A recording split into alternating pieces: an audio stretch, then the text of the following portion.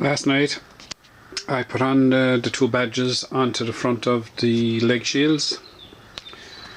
Next thing to do is to install these foot metal plates. Now I'm lining them up with the holes that are on the frame itself there, and that gives me the right positioning for each one. Now what I'm going to do with these, I'm not going to go through these holes because I don't have the bolts which had a square head on them to go through there, so I'm actually going to pop rivet all of them in place and then wait to get the rubbers for them and put the rubbers in at a later stage. Okay, I went to put on these aluminium runners and I had some of them already riveted in place until I discovered that this hole here, where there was a square-headed bolt with a threaded end on it, went down through this hole.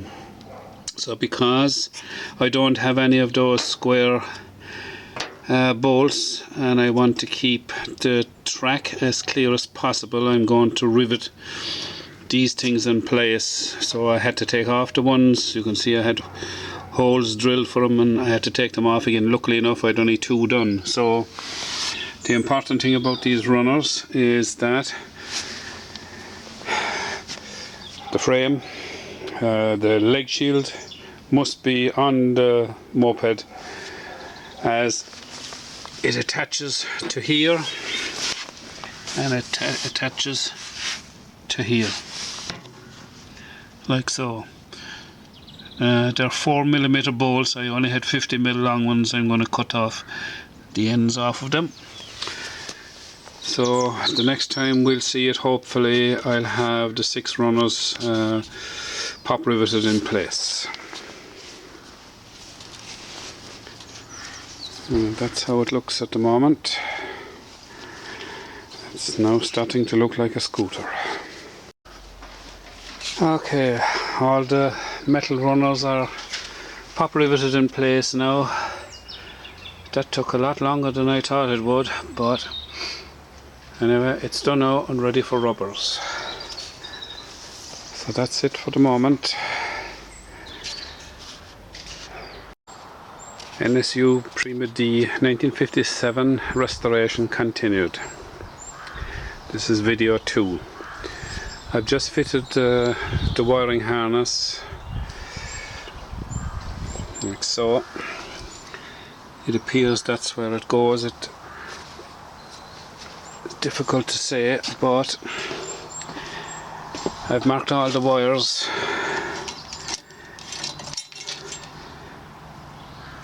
I've marked all the wires based on the color coding in the book,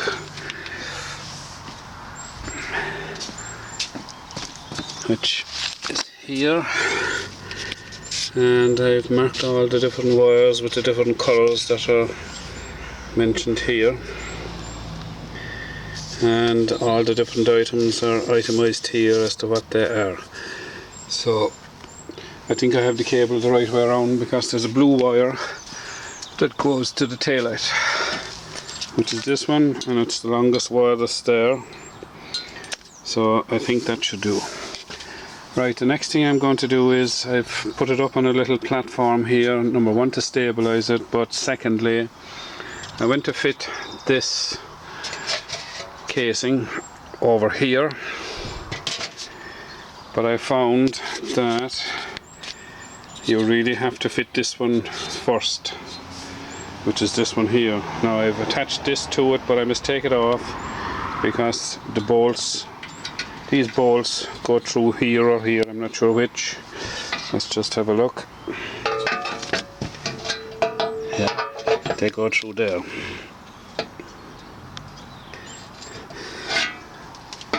So I'm going to take that off again and fit this, and I'll come back to the video then.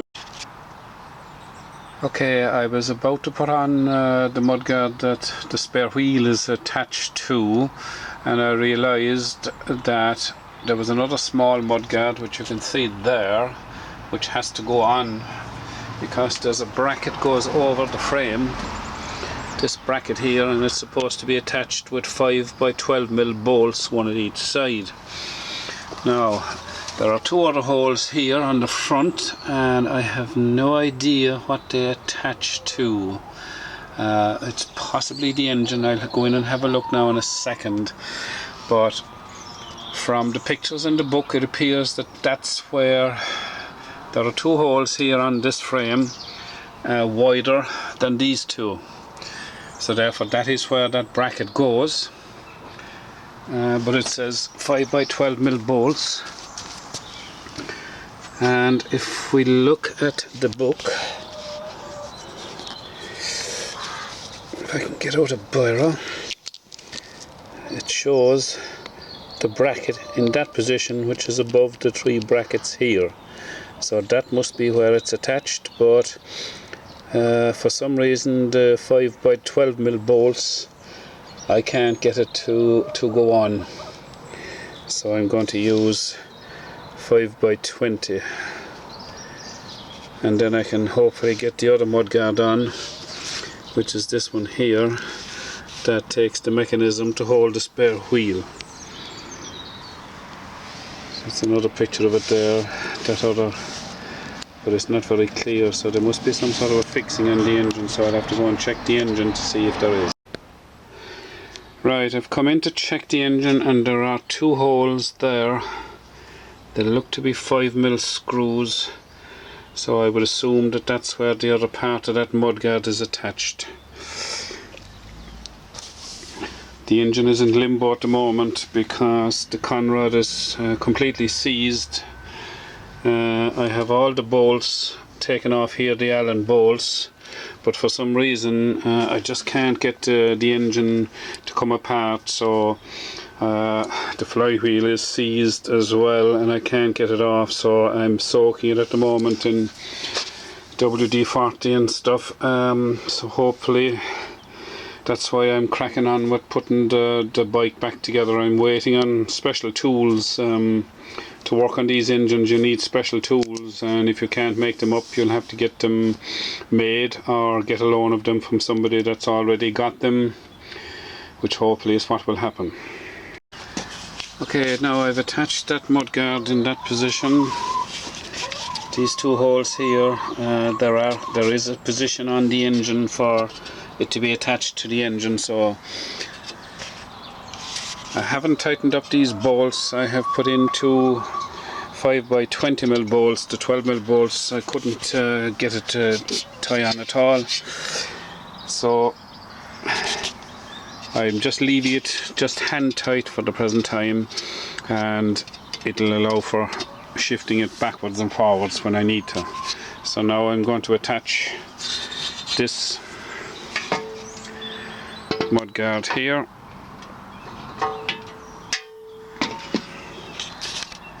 and the holder for the spare. Okay, at long last I have that section on. It's a pain in the butt trying to get it on because you have to try and get at those bolts there to put on washers and spring washers, and it's much more difficult with this in place. But anyway, it's in situ now. I may have to take off these bolts again because I think there may be angle brackets go on here for the carrier. So I'll come back to that in a minute anyway. Right, I've attached that wheel mudguard temporarily. I haven't tightened up the screw or the bolts on that, and now I have the spare wheel mudguard attached, and it takes the closers for the side panels there, and now I've fitted this over the petrol tank, and it's fixed with 1 6 by 20mm bolt there and just a washer, and down here 6 by 20mm bolts both sides going through that frame there.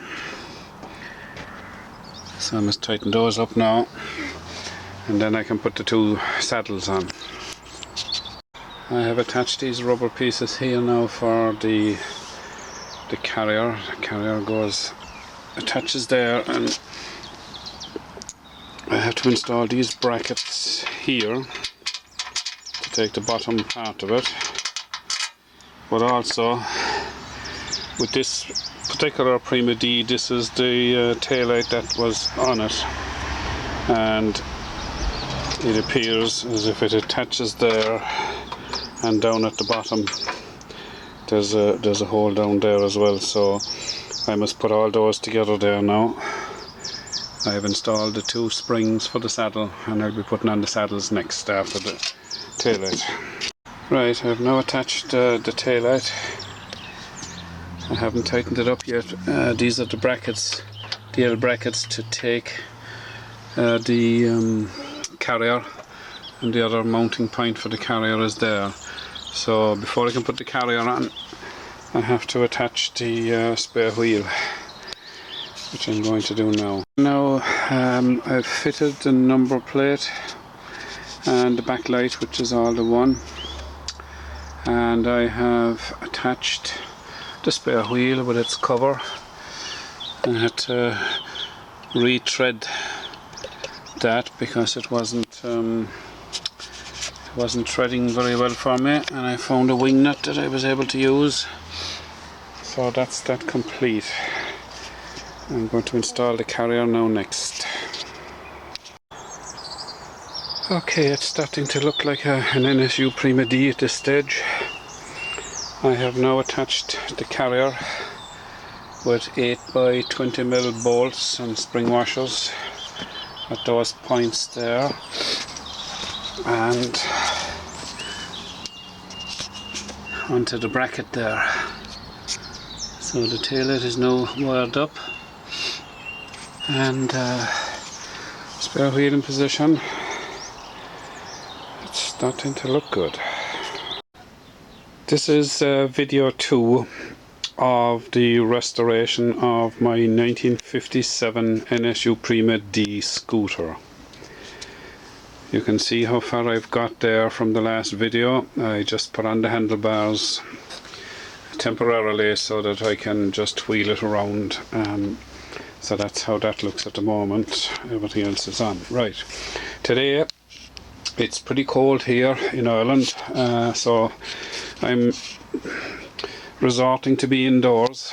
I'm going to put on the two saddles which I have here on the ground. I have them all cleaned off and restored, and I have, luckily enough, the two nuts were in a box, and I just required two new nuts and spring washers, and this is it here, shows it here. I don't have the saddle covers at the moment, so I'm just going to put on the saddle frames themselves, and see how it is looking.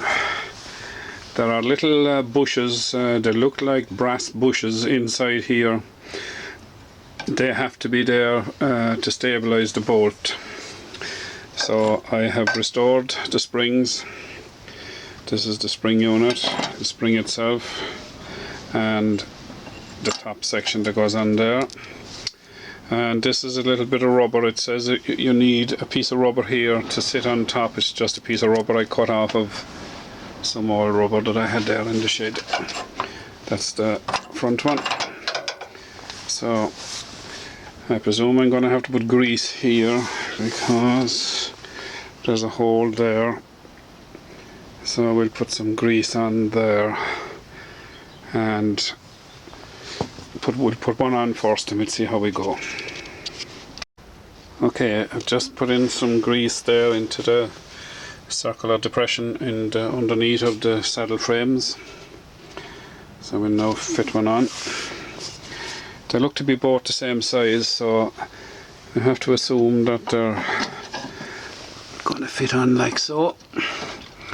So I'd imagine I'm going to have to do some pressing down to get the bolt to sit down and to get the bolt in place. Okay, after many frustrating minutes trying to get that on there, I have it in position.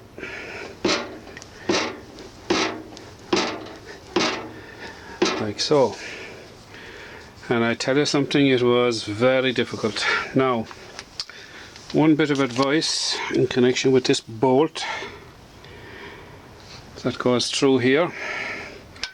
I've put grease in here, but I'm actually going to foil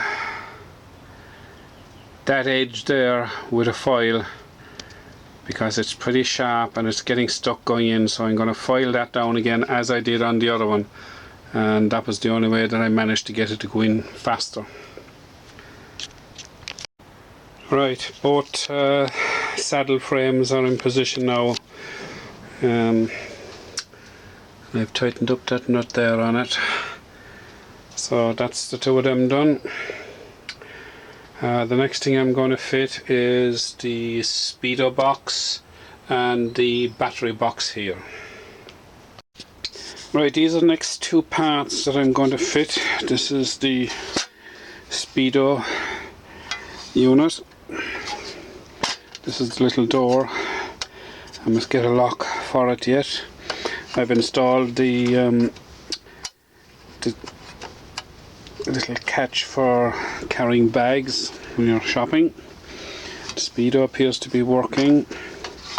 I've just tightened up the nut in there, and there's a rubber seal inside there as well. This is the battery unit, which I've restored. Now I've only got one battery unit at the moment. That's the little clip to release it there, so it's working now. It wasn't working when I got it, so I'm just waiting on the other one. Somebody is giving me another one of them in Germany, so we'll sort that when it comes, right? Okay, now here's the spare parts list, and this is the speedo item. And the fixing of it is number 13 and number 14. So I'll have a look at number 13 and number 14. Number 13 is a 6x15 screw, and we require four of them.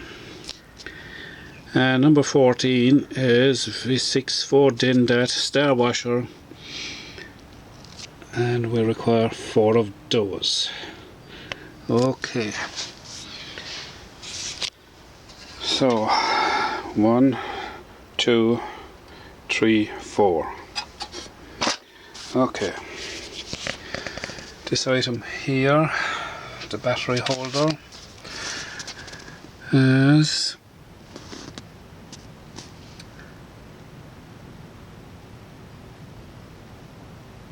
number 19 and number 20. 19 and 20. Number 19 is a washer. We need four of those. And number 20 is 6x15 screws. We need two of those. Okay. Number 23. I don't think, yeah, it seems to be only two fittings. We'll see how we go anyway. Now, in the book it doesn't state that there should be any rubber around here or around here. And I know in Vespas there is a rubber that goes around there, so I'm actually going to fit something just to separate it from the metal of the front leg shield. And the reason I'm going to do that is just to give it a bit of stability. So I've got this, it's got you take off the backing off the back of it and stick it on. Anyway, we'll see that in a minute. Okay, I fitted the speedo section to the front. I had to take the speedo off because it says you're only supposed to put star washers on the fixings, but I had to put a bolt and spring washer on the back of them to hold them in place. That's how it looks in the front. So that's it for that. I attached the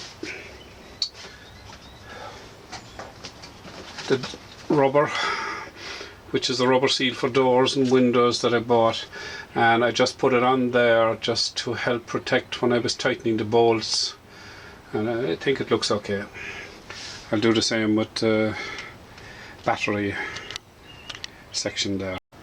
Right, the battery box section is now in position, and I had so much bother with it trying to install it. I said to hell with this rubber that I was going to put around there. It's not mentioned in the book in any case, so I didn't bother with it. Okay, inside here you can see that I actually put 6mm nuts and spring washers on the end of both. There's actually 4 of them, the other 2 are up there, and they were very awkward, very fiddly to attach in place, but I haven't a lot of space here in the shed. I normally like to work outside. They're the 2 engines that I'm having trouble with. Anyway, going back to this, cup washers I used on the bolts there. They're recommended to be used to tidy it up on the front. So that's it there and there. Okay, I think that will be it for today, and let's see what's happening. The ball bearings have actually arrived. They arrived this morning. 1 8-inch ball bearings that I was short, and I got quarter ones as well, so I'll actually refit those tomorrow there, and maybe get onto handlebars and putting on gears and stuff then after that. Okay, I'm just going to put on the handlebars now.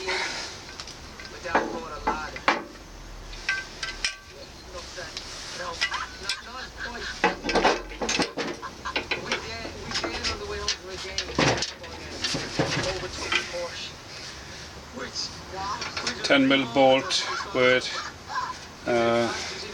spring washer. Tighten it up.